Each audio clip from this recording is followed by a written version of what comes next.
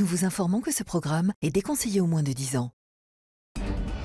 Une famille en apparence parfaite et un terrible secret. Ses clients étaient des gens importants avec de très gros moyens. Elle en savait trop. Elle représentait un danger. Un plan machiavélique révélé au grand jour. Ceux qui avaient fait ça savaient ce qu'ils faisaient. Et une enquête à rebondissement que personne n'a oubliée. Il se servait de moi. Je n'étais qu'un pion. On commençait à se dire que l'affaire avait atteint des sommets de bizarrerie. Voici une sombre affaire de meurtre familial au Texas, mêlant jeu d'argent, cupidité, machination et trahison. C'est tout de suite dans Crime en haute société.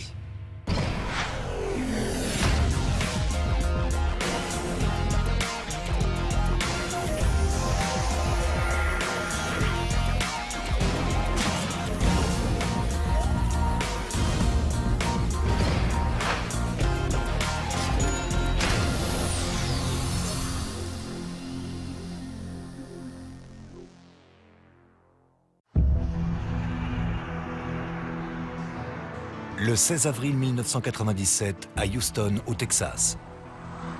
Aux environs de 21 h, Bob Engleton et ses filles rentrent chez eux à vive allure après un match de baseball. Bob s'inquiète pour sa femme, Doris. Il avait demandé à sa femme de retourner à la maison chercher la batte de baseball fétiche de leur fille pour le match. Mais Doris n'était jamais revenue les rejoindre. Il s'était inquiété et il ne savait pas où elle se trouvait. Et il avait peur qu'il lui soit arrivé quelque chose. Doris Engleton est une mère dévouée qui ne manque aucun événement de sa vie de famille. C'était une femme très joyeuse, très énergique. Elle était insouciante, elle aimait la vie et surtout, elle adorait les gens. La voiture familiale arrive enfin devant la maison du quartier de River Oaks. La voiture de Doris est garée devant et la porte est ouverte. Pourtant, Doris ne répond pas au téléphone. Les filles commencent à paniquer dans la voiture. Elles avaient peur qu'un cambrioleur soit dans la maison et refusaient que leur père y entre et prenne le risque d'être agressé. Écoutant ses filles, Bob Engleton fait marche arrière et décide d'alerter la police.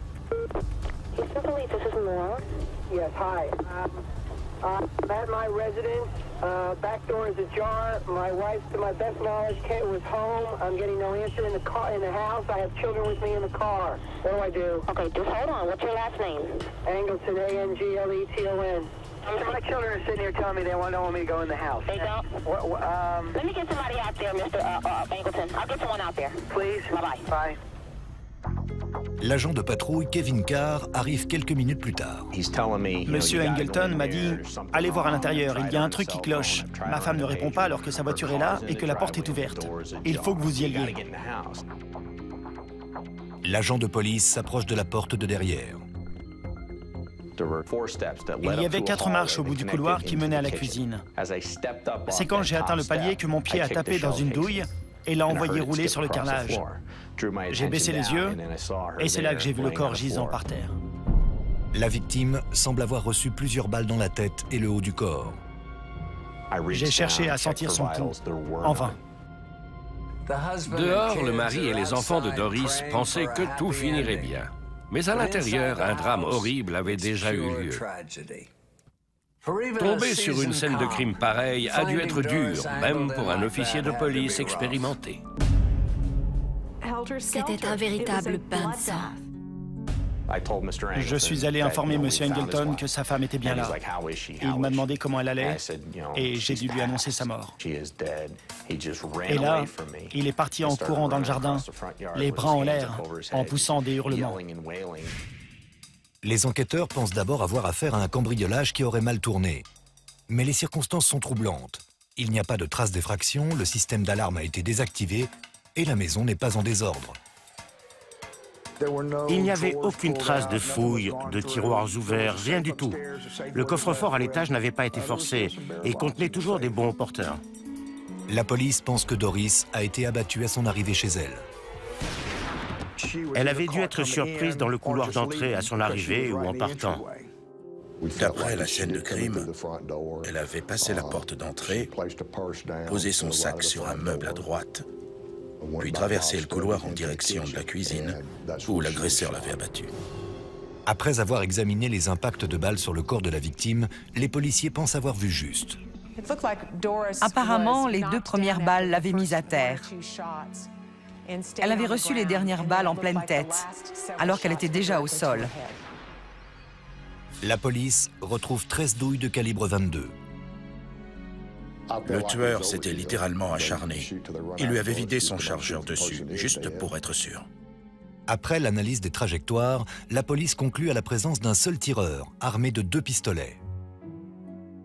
D'après les angles de tir, s'ils avaient été 2, ça aurait voulu dire qu'ils se trouvaient face à face avec la victime entre eux. Même si la police interpelle un suspect, ses experts balistiques sont dans l'impasse. Les munitions utilisées pour tuer Doris étaient des balles dum-dum. Les douilles étaient complètement éclatées et ne comportaient aucune strie exploitable. La police scientifique passe tout le domicile au peigne fin à la recherche d'empreintes digitales ou de pas et de tout indice que le tueur aurait laissé derrière lui. Celui qui a tué Doris Angleton n'a laissé aucune trace. La police interroge Bob Angleton pour savoir ce qui s'est passé avant le meurtre. I left the house, headed for, we have a game scheduled 7:45. I got to the field, we're doing some batting practice. My wife pulls up, gets out, says she's coming back home to change and she'll be back for the game. Bob déclare lui avoir demandé d'aller chercher la batte porte-bonheur des filles restée dans le jardin. Et Doris n'est jamais revenue. We're playing out there and then she hasn't returned, she's not in the stand, so I called. I didn't get a response. And got the machine, and then I got concerned. Les enquêteurs demandent à Bob si, à sa connaissance, quelqu'un aurait pu vouloir du mal à son épouse. Had a lot of thoughts going through my mind in the last 30 minutes. I got a few ideas. Okay. Il fait alors une révélation inattendue. Il m'a demandé d'éteindre le magnétophone, puis il m'a avoué être bookmaker. Bob Angleton est en fait l'un des plus importants bookmakers sportifs au Texas. Il plaçait entre 40 et 60 millions de dollars de paris sportifs par an sur lesquels il touchait une commission. Bob gagnait beaucoup d'argent car ses clients étaient des gens très riches. Médecins, avocats, pontes du pétrole. Ces gens avaient les moyens et jouaient des sommes importantes. On dédramatisait tout ça en disant que ça ne faisait de mal à personne et que ça devrait être autorisé au Texas puisque c'était légal à Las Vegas. Et les paris sportifs ne sont pas le seul secret de Bob. Il avoue aussi être informateur pour la police depuis 10 ans. Il était l'indic numéro 1 de la brigade des jeux d'argent de Houston, celle qui enquêtait sur les paris illégaux. Il balançait ses concurrents. On s'est tout de suite dit que le meurtre de Doris avait un lien avec l'activité de son époux. J'ai tout de suite pensé que c'était lié au travail de Bob, mais je me demandais qui pouvait lui en vouloir assez pour en arriver à la tuer, elle. Chaque parieur avéré qui se serait brûlé les ailes, ainsi que tous les bookmakers que Bob avait vendus à la police, se retrouvaient sur la liste des suspects potentiels. Mais il y avait aussi des zones troubles au sein même du foyer des Angleton. Quelques jours après le meurtre de Doris, les habitants de Houston sont toujours sous le choc. Tout le monde était perturbé. Ce n'était pas courant de voir une femme aisée et relativement connue être abattue chez elle dans les quartiers riches.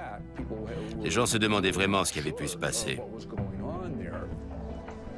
Dans un quartier riche de Houston comme River Oaks, on n'est pas habitué à ce genre de meurtre sordide. C'est le quartier huppé de Houston. Les gens qui y habitent appartiennent au haut du panier. Tout le gratin de la ville vit là. Doris Angleton n'avait rien d'une femme qui puisse être la cible d'un meurtrier.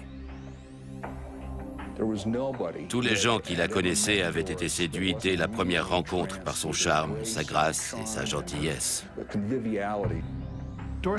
C'était une sœur formidable. Pour être tout à fait franc, nous avons eu une enfance de rêve. Doris et moi étions très proches. L'éducation simple et saine de Doris était aux antipodes de celle de Bob. Le père de Bob était un promoteur immobilier richissime. Il avait fait construire des centaines de villas luxueuses et même des gratte-ciels dans le New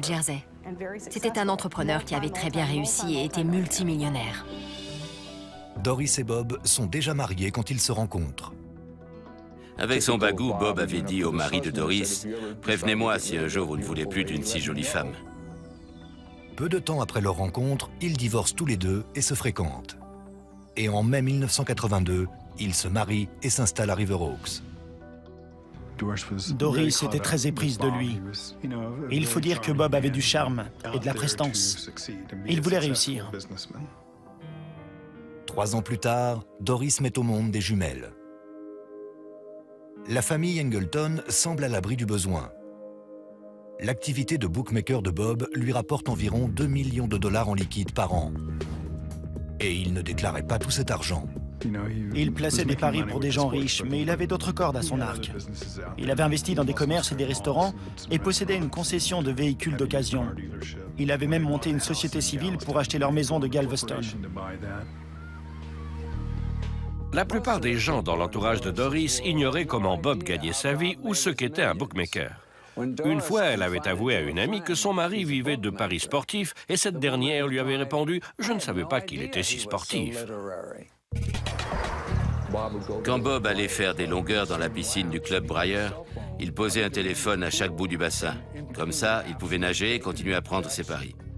Pendant près de 10 ans, Bob amasse gros, notamment grâce à la police de Houston, qui ferme volontiers les yeux sur son activité illégale, en échange de précieuses informations sur ses concurrents, les autres bookmakers. Bob passait souvent des paris auprès d'autres bookmakers de Houston. Tout de suite après, il prévenait la police qui envoyait une équipe chez la concurrence. Et les types finissaient immanquablement avec les menottes au poignet. La brigade accumulait les arrestations et faisait gonfler ses statistiques. Bob a trouvé sa martingale pour à la fois éliminer la concurrence et assurer son mode de vie. Mais il doit aussi faire face à certains problèmes personnels. Doris en avait assez de cette vie de mensonge. Elle voulait qu'il arrête.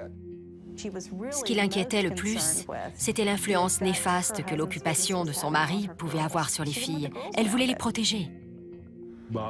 À cette époque, Bob gagnait des sommes colossales en tant que bookmaker.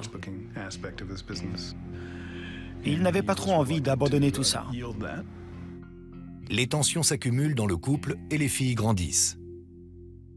Contre la solitude, Doris va chercher de la compagnie sur Internet. Elle avait plein d'amis sur Internet avec qui elle avait tissé des liens assez intimes. Ce qui n'était d'abord qu'un passe-temps s'est transformé en aventure extra-conjugale avec un courtier en bourse du New Jersey. Cet homme est d'abord venu en avion à Houston pour la rencontrer. Puis ils se sont revus plusieurs fois en différents endroits des États-Unis. Quand on en a parlé, elle m'a avoué que c'était la première fois depuis très longtemps qu'un homme la faisait se sentir belle. 1 mois avant son meurtre, Doris demande le divorce. Elle en avait assez. Elle voulait vivre honnêtement et ne plus avoir à toujours payer en liquide. Bob semble respecter sa décision. Doris m'avait dit qu'il était resté silencieux. Je lui avais demandé s'il s'était mis en colère, mais non, même pas. Durant son interrogatoire, Bob avoue que le couple avait des problèmes et consultait un conseiller conjugal. Il affirme néanmoins que la mort de sa femme n'a rien à voir avec sa liaison. Mais quand la police le met sous pression, il lâche une information choc et l'identité d'un suspect, son frère, Roger. Roger Angleton était le frère aîné de Bob. C'était un peu l'opposé du cadet. Bob est un homme qui se maîtrise, il est calme et méticuleux. Tout le contraire de Roger, qui était un homme totalement imprévisible. Bob nous a décrit son frère comme un homme lunatique. Ils pouvaient être très proches l'un de l'autre et tout à coup Roger changeait et l'accusait de tous les torts. Roger avait des problèmes profonds. Il avait été plusieurs fois poursuivi pour agression, souvent contre son frère. Bob explique à la police qu'il avait engagé son frère pour l'aider à gérer son affaire de paris sportifs, mais l'avait renvoyé au bout de 8 mois. Estimant que son frère lui avait manqué de respect et s'était servi de lui, Roger avait fait chanter Bob et lui avait réclamé de l'argent en échange de son silence concernant ses activités. C'était une somme importante, alors Bob avait obtenu de son frère qu'il accepte de recevoir un versement mensuel. Durant les 3 ans qui suivent cet arrangement, les 2 frères ne se parlent pas. Mais plusieurs mois avant la mort de Doris, Roger prend contact et menace à nouveau son frère. Il lui a dit que s'il ne recevait pas ses 200 000 $, il allait venir à Houston et faire quelque chose que Bob devrait assumer pour le reste de sa vie. Bob ne cède pas au chantage. C'est là qu'il a émis l'hypothèse que Roger puisse être lié au meurtre de Doris. C'était peut-être ça, son moyen de vengeance. La police enquête sur Roger et découvre qu'il a été arrêté pour possession de stupéfiants à San Diego, en Californie. Nous avons contacté la police de San Diego qui nous a appris que Roger n'avait pas répondu à une convocation au tribunal concernant cette affaire de drogue. Cette comparution devait avoir lieu le 16 avril 1997, le jour du meurtre de Doris. Pourquoi ne s'était-il pas présenté au tribunal? Était-il à Houston ce jour-là? Les enquêteurs fouillent les relevés bancaires de Roger Angleton. Nous avons découvert qu'il avait séjourné dans plusieurs hôtels de la périphérie de Houston, à la période du meurtre de Doris Angleton. Puis ils découvrent que Roger a eu une altercation avec un agent de sécurité de l'aéroport de Fort Worth à Dallas, 5 jours après le meurtre. L'alarme s'était déclenchée et l'agent qui inspectait les bagages au rayon X avait vu 2 armes à feu dans son sac. Roger avait prétendu que c'était le bagage de son frère qui était plus loin dans le couloir et se proposait d'aller le chercher. Mais Roger disparaît. Les agents avaient alors fouillé le sac et trouvé plusieurs objets suspects. Perruques, teintures pour cheveux et même un article de journal découpé dans le Houston Chronicle au sujet du meurtre de Doris. Les munitions retrouvées dans le sac de Roger sont de calibre 22, comme celle dont le corps de Doris a été criblé. Ce qui semblait au départ un récit édifiant sur les risques de la vie d'un bookmaker révélait à présent une sombre rivalité fraternelle. Et plus les policiers allaient creuser la piste menant à Roger, plus l'affaire allait s'avérer troublante. 3 semaines après la mort de Doris Angleton, les policiers chargés de l'enquête se rendent à San Diego à la recherche de leur suspect principal, Roger Angleton, le beau-frère de la victime. Chez lui, c'est sa femme Jennifer qui leur ouvre la porte. Elle nous a dit qu'elle ignorait complètement où pouvait se trouver son mari et qu'elle ne lui avait pas parlé depuis plusieurs jours, voire des semaines. Ça nous semblait difficile à croire. La police demande un mandat pour éplucher les relevés téléphoniques du couple. Les enquêteurs découvrent un certain nombre d'appels récents vers un numéro localisé dans le Nevada. Quand ils appellent ce numéro, ils tombent sur le standard de la prison de Las Vegas. J'avoue que je ne m'y attendais pas du tout. Je me suis dit, mince, il s'est fait pincer. Les enquêteurs apprennent que 6 jours après le meurtre, Roger a pris une chambre dans un motel de Las Vegas en utilisant une fausse pièce d'identité. Le réceptionniste, observateur et soupçonneux, avait prévenu la police. La police était intervenue pensant avoir affaire à un vulgaire dealer de drogue. En vérifiant son identité, les policiers avaient découvert qu'il ne s'était pas présenté devant le tribunal de San Diego et l'avaient arrêté. Quand les agents de police fouillent les affaires de Roger, ils comprennent que quelque chose cloche. Il y avait 64 000 $ en petites coupures, agrafées ensemble et cachées dans la doublure de sa veste.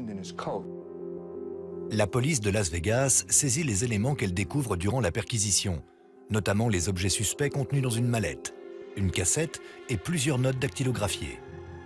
Des codes de système d'alarme, un digicode de portail.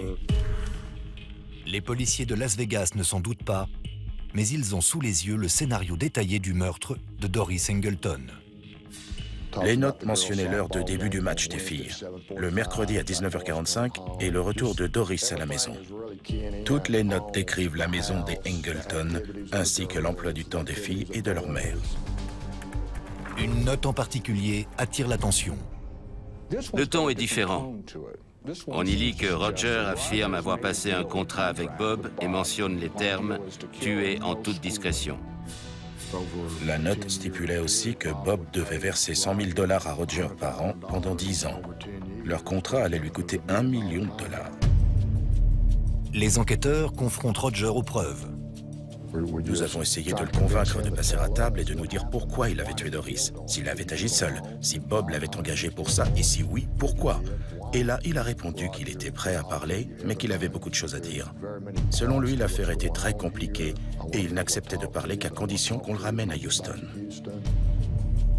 Roger pensait certainement qu'il tenait là un moyen de marchander.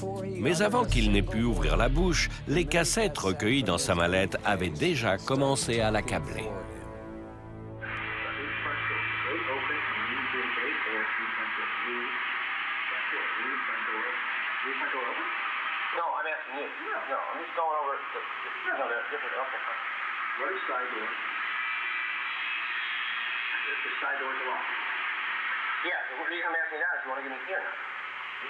Les enquêteurs écoutent une conversation entre Roger et un autre homme, durant laquelle il semble préparer le meurtre d'une jeune femme.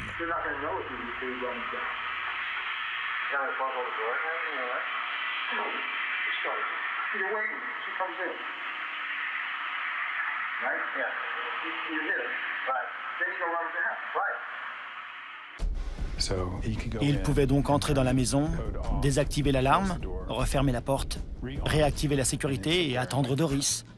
Tout était très bien planifié. Bien qu'il n'en ait pas la preuve, les enquêteurs sont convaincus que l'autre voix sur les enregistrements est celle de Bob Engleton. Le mari éploré est-il en fait le commanditaire du meurtre de son épouse? Après avoir écouté toutes les cassettes, nous étions franchement convaincus que Bob était bien plus impliqué dans le meurtre que ce qu'il nous avait dit au départ. Nul ne sait à ce jour comment Roger a enregistré ces conversations.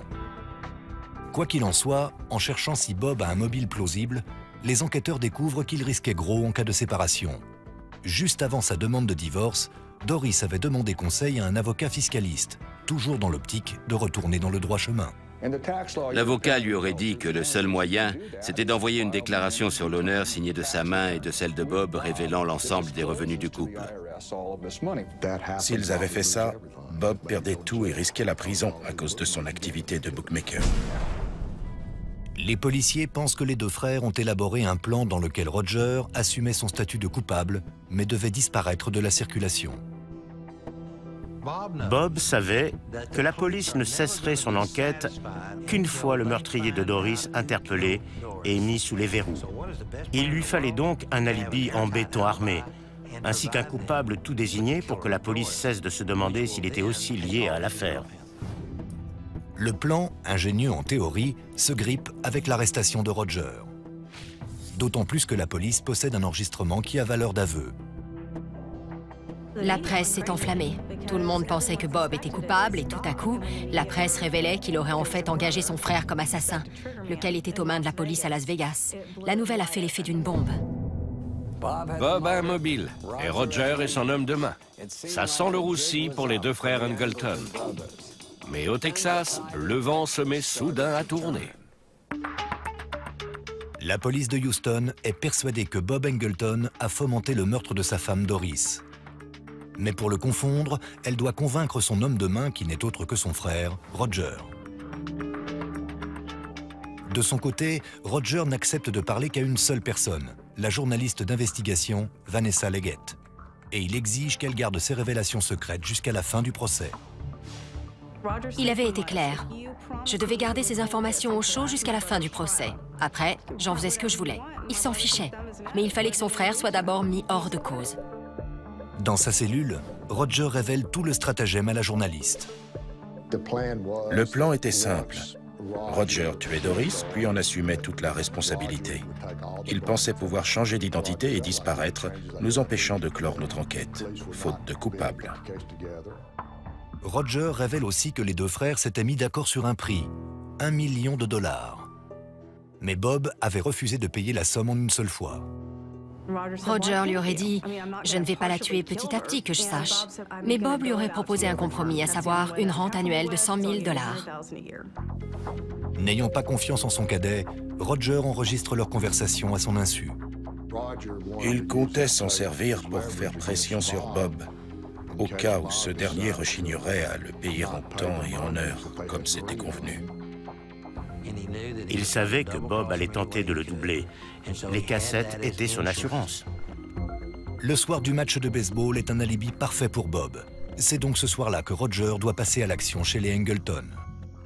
Il a désactivé le système d'alarme et a pénétré chez eux. Puis il a attendu dans le noir que Doris repasse à la maison. D'après les enquêteurs, Bob a certainement laissé la fameuse batte fétiche de ses filles dans le jardin pour obliger Doris à traverser toute la maison. Il a attendu qu'elle entre chez elle, qu'elle s'engage dans le couloir, et là, il a surgi derrière elle dans le noir et lui a tiré dessus à bout portant. Et là, il l'a exécutée. Quand vous épousez un bookmaker, c'est pour la vie. Vous restez femme de bookmaker. Doris en savait trop. Elle représentait un danger. Bob semble donc avoir un mobile, mais c'est un homme rusé et habile. Le bureau du procureur sait que le combat sera difficile, surtout quand le suspect engage Mike Ramsey pour le défendre. Ramsey est un des avocats les plus féroces au Texas. Mike Ramsey était un sacré client. Alors on a su tout de suite que ce ne serait pas de la tarte s'il représentait Bob Angleton. Maître Ramsey fera la une des quotidiens nationaux quelques années plus tard en devenant l'avocat principal du PDG de Enron, Kenneth Lay. Mais pour l'heure, l'avocat vedette représentait Bob Angleton et son instinct de gagneur était connu de tous. Lors d'une audience préliminaire, le procureur essuie un premier revers de taille. Le juge estime que la perquisition des affaires de Roger effectuée par la police de Las Vegas est irrecevable. Cette vidéo est à montrer dans toutes les écoles de police. Ce que fait cet agent est totalement illégal et je savais que ça nous coûterait cher. Les cassettes et les notes, pourtant accablantes, sont inutilisables contre Roger devant la cour. En revanche, le procureur pourra les présenter contre Bob, même s'il sait que la partie est loin d'être gagnée. Alors Lynn McClellan a tenté un coup de poker. Il est allé voir l'avocat de Roger et lui a proposé que son client témoigne contre Bob, en échange de quoi le bureau du procureur lui accorderait l'immunité. Sans ces cassettes, nous n'avions rien et Roger risquait d'être relaxé. Mais j'avais besoin de son témoignage pour monter le dossier contre Bob. Roger refuse l'accord. Il a déjà une autre échappatoire en tête. Nous avons reçu un appel de la prison. C'était un samedi matin, je crois, le 6 février 1998. Roger s'était suicidé dans sa cellule. On pensait qu'on était sur les bons rails et coup de tonnerre, toute notre stratégie s'écroulait. Quand Roger s'est donné la mort, tout notre dossier s'est effondré. Sans lui, je ne voyais pas trop comment présenter un dossier solide devant le tribunal. Roger s'est tailladé 55 fois les poignets dans sa cellule avec une lame de rasoir. Roger avait laissé une note. C'était une sorte d'ultime confession. Il y avouait avoir tué Doris Angleton et que Bob n'avait rien à voir là-dedans. Tout le monde savait que c'était des conneries. On commençait à se dire que l'affaire avait atteint des sommets de bizarrerie. Les avocats de Bob s'empressent d'affirmer que cette note posthume innocente leur client. Mais les services du procureur ne se laissent pas impressionner. Ça ne faisait pas de doute. Cette note était là pour nous détourner de la vérité. C'était un leurre censé dévier l'enquête dans la mauvaise direction. Vanessa Leggett pense également que Roger a agi ainsi afin de protéger son jeune frère. Dès que Roger a senti qu'ils ne pouvaient pas s'en tirer tous les deux et que Bob avait le plus de chances d'échapper à la justice, il a choisi de se sacrifier pour assurer la liberté de son cadet.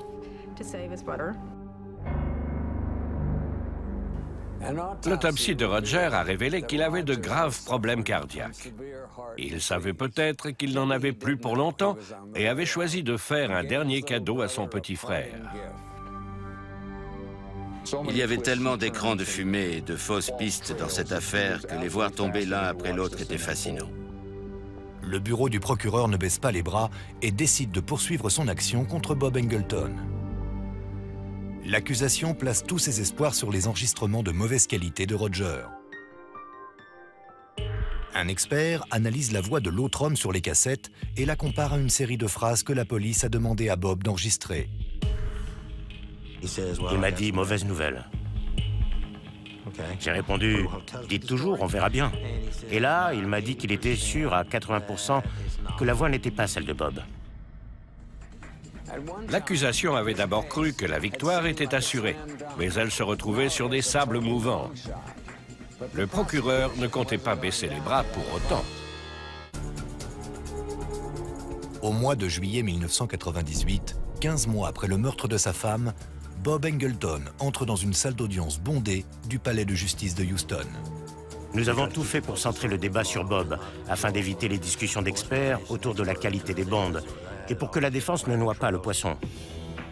L'accusation affirme que la seule personne ayant un mobile évident pour vouloir la mort de Doris n'est autre que son époux. Si on suivait l'argumentaire de la défense, c'était limpide. D'après eux, Roger avait fait un fantastique cadeau à son frère sans s'en douter. Avec son divorce, Bob risquait de passer devant un juge, de devoir déclarer ses revenus réels aux impôts et de reconnaître ses activités illégales au FBI. Et comme par magie, Roger revenait dans sa vie et tuait sa femme. Il lui avait enlevé une grosse épine du pied. Malgré les conclusions des experts de l'accusation affirmant à 80% que ce n'est pas Bob qui parle sur les enregistrements, le procureur présente les cassettes à la cour et au jury. Il affirme que la seule personne à qui Roger aurait pu parler de tout ça, c'est Bob. À un moment, ils disent vouloir maquiller ça en cambriolage et dérober l'alliance de la victime. Et on entend la voix qui, pour moi, est celle de Bob, dire « Non, ne lui tranche pas le doigt ».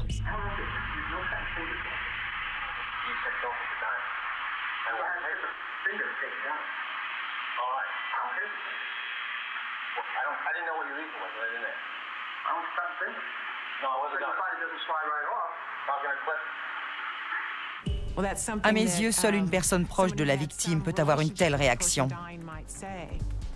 On a tous notre façon de parler, un rythme, un débit de parole, des intonations spécifiques. À mes yeux, ça ne faisait pas de doute. C'était la voix de Bob. Ailleurs, dans les enregistrements, les deux hommes se demandent quoi faire de la chienne.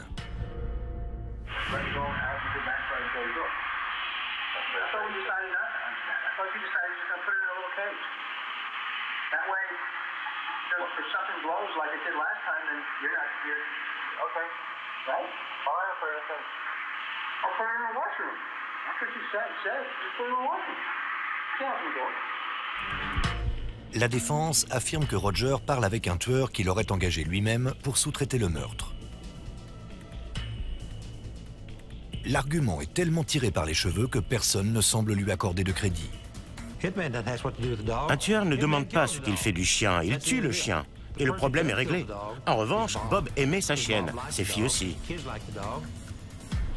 Le dernier jour du procès, les avocats de la défense sortent leur atout majeur en appelant les jumelles de 14 ans à la barre.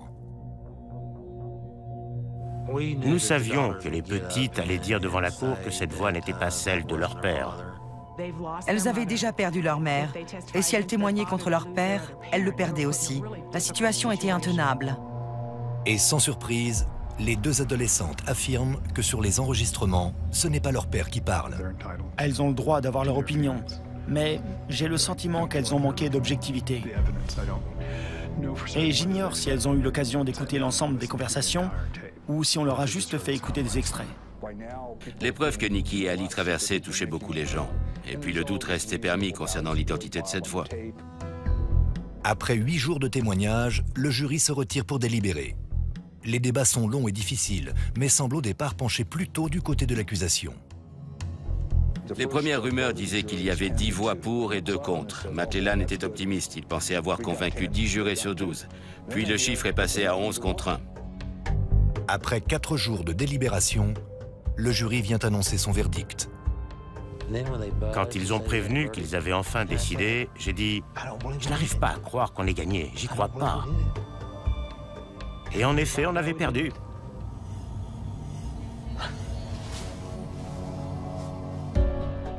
Le jury est arrivé, et quelques instants plus tard, Bob était déclaré non coupable. Comme ça, j'étais sous le choc. On était tous abasourdis. J'étais sonné. Je n'arrivais pas à croire ce qui venait de se passer. Je n'en reviens toujours pas, d'ailleurs. Nous n'avions fait honneur ni à la justice, ni à la mémoire de Doris Engleton.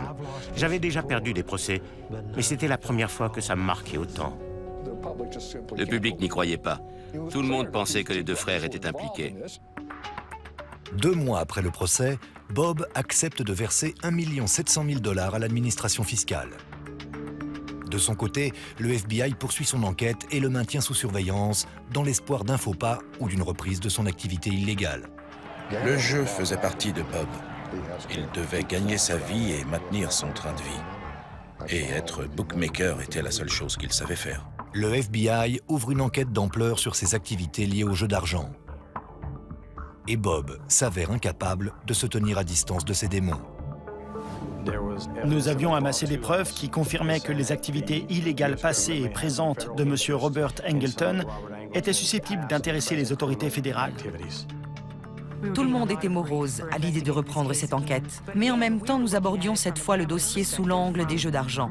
On devait déterminer si Bob Angleton se livrait toujours à ses activités. Soyons bien clairs, un accusé reconnu non coupable devant le tribunal d'un État peut très bien être poursuivi pour les mêmes faits par un juge fédéral. L'espoir que justice soit finalement rendue à Doris Angleton venait de renaître. Nous avions échoué, mais j'espérais que les fédéraux, eux, iraient jusqu'au bout. J'étais ravi parce que ce n'est pas si courant que ça de voir le FBI s'acharner ainsi sur une enquête. Pour les fédéraux, l'acquittement de Bob a reposé sur la qualité médiocre des enregistrements et sur leur mauvaise exploitation durant le procès. Les bandes avaient été passées sur un appareil portatif pendant le procès. On ne distinguait pas la moitié de ce qui était dit. Le FBI confie les enregistrements à son expert maison. Le laboratoire a fait des miracles. L'expert a numérisé les bandes pour en améliorer la qualité. Et en se basant sur l'accent et le vocabulaire de la fameuse voix mystère, il en a déduit que tout indiquait que c'était Bob Angleton. Le FBI convoque également Vanessa Leggett. Elle avait interviewé tous les témoins du dossier et enregistré leurs déclarations. Il était nécessaire que nous sachions ce qu'elle savait et surtout si elle était en possession d'informations qui étaient inconnues de l'instruction lors du premier procès. Vanessa Leggett refuse de coopérer. Pas question. Je ne pouvais pas trahir la confiance des gens qui avaient accepté de me parler. Certaines de ces personnes m'avaient avoué être réellement terrifiées.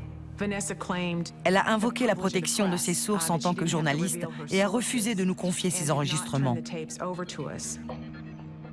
Vanessa Leggett est condamnée pour outrage à la cour et jetée en prison. Je n'avais pas vraiment le choix, alors je n'ai pas mis beaucoup de temps à prendre une décision. Il me fallait juste accepter de bafouer mes principes déontologiques. L'ironie de l'histoire, c'est qu'alors que Leggett est enfermé dans la prison fédérale de Houston, Bob Angleton, lui, est un homme libre. La rétention pour outrage a un seul but, vous avoir à l'usure. Dans ces cas-là, on vous dit souvent que vous détenez la clé de votre propre liberté. C'est intenable. 6 mois plus tard, Vanessa Leggett est libérée. Le procureur fédéral décide de se passer de ses enregistrements et de poursuivre son instruction. Bob Angleton est écroué et accusé d'association de malfaiteurs, d'instigation de meurtre et de possession illégale d'armes. Nous pouvions faire peser ces charges contre lui parce qu'il avait fait venir Roger d'un autre État, la Californie, pour commettre un meurtre pour lui. Le procès doit avoir lieu à Houston, mais juste avant son ouverture, Bob Angleton prend la poudre d'escampette et l'enquête fédérale prend tout à coup une dimension internationale dramatique. 6 ans après que Doris Angleton ait été froidement abattue, son époux est accusé de son meurtre. Une audience était programmée pour le 12 juin à 9 h devant un juge du tribunal fédéral. Nous étions tous présents à l'heure et nous n'attendions plus que M. Angleton. Les 2 procureurs sont entrés et tout le monde a compris qu'il y avait un problème. Et là, ils nous ont dit qu'il s'est envolé. Le choc, on n'en revenait pas.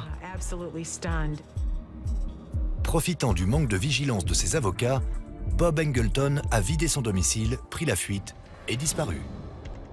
Nous ne craignions qu'une chose, c'est qu'il parvienne à rejoindre la Grèce. Sa famille était originaire de ce pays. S'il avait la double nationalité, il y avait un risque que la justice grecque refuse toute demande d'extradition. Par chance, la cavale internationale de Bob ne va durer que quelques heures. Son faux passeport lui vaut une arrestation à l'aéroport international d'Amsterdam. Le chef de la douane nous a expliqué que la nervosité de Bob avait attiré son attention. Comme le passeport semblait être un faux, les douaniers avaient décidé de procéder à une fouille complète. Les douaniers mettent la main sur 135 000 $ en liquide et plusieurs faux papiers d'identité. Il avait un faux permis de conduire portant son vrai nom, un permis de conduire philippin sous un autre nom, un passeport sous un autre faux nom. Mais le retour du suspect aux États-Unis est loin d'être garanti. Le gouvernement hollandais refuse d'extrader Bob Engleton. Pour le procureur fédéral, le seul moyen de récupérer Bob Engleton était d'abandonner les charges liées à l'homicide et à son incitation, pour se contenter des charges pour fraude fiscale, activités financières illégales et usage de faux papiers. La justice américaine récupère enfin Bob Engleton en 2004, quand le gouvernement hollandais accepte de l'extrader sous condition.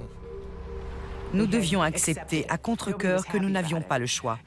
On ne pouvait pas le juger pour meurtre. 3 mois plus tard, Bob Engleton plaide coupable pour s'être délibérément procuré un faux passeport et l'avoir utilisé pour se soustraire à la justice. Il plaidera ensuite coupable pour fraude fiscale. L'ensemble des peines auxquelles il est condamné l'envoie derrière les barreaux pour 12 ans et 3 mois. Une fois sa peine purgée, il sera donc à nouveau libre. À mes yeux, cette condamnation ne rend absolument pas justice à Doris Engleton. J'ignore s'il paiera son crime à la société un jour. Je ne veux plus entendre parler de lui ni le voir. Je n'ai rien à lui dire. Qu'il vive avec sa conscience. Il sait ce qu'il a fait. Il est en prison pour d'autres crimes, certes, mais il n'est pas libre. Je me réconforte en me disant qu'il fait quand même de la prison pour le meurtre de Doris Engleton. Doris n'était qu'une victime, elle n'avait rien demandé d'autre qu'un divorce. L'arrangement entre le gouvernement hollandais et les autorités fédérales précise que le FBI pourra de nouveau poursuivre Bob Engleton pour meurtre après sa libération. Espérons qu'il paiera alors enfin pour tous ses crimes. C'était Dominique Dunn. Merci de nous avoir suivis.